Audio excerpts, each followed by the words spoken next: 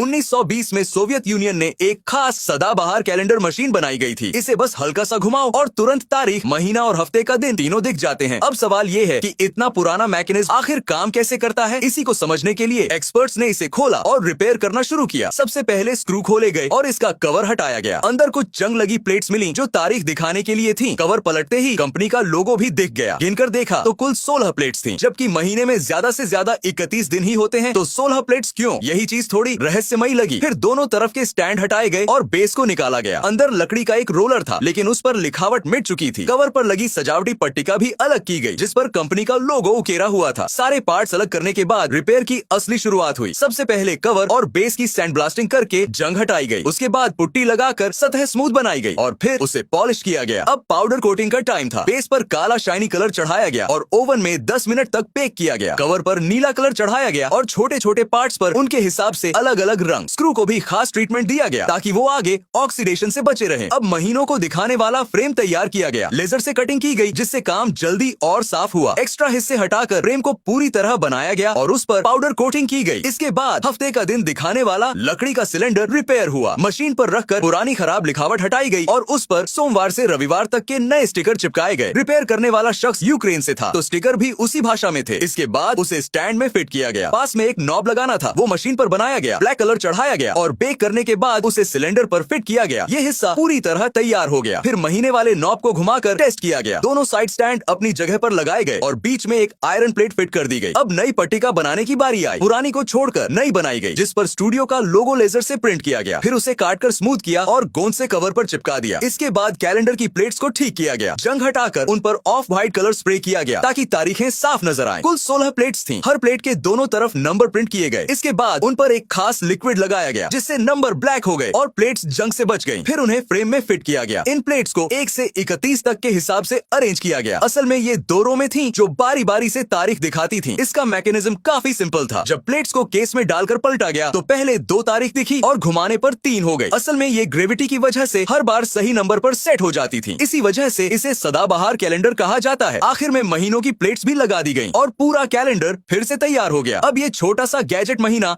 हफ्ते का दिन और तारीख ऑल इन वन दिखा रहा था। सच कहो तो जिसने इसे बनाया वो वाकई जीनियस था।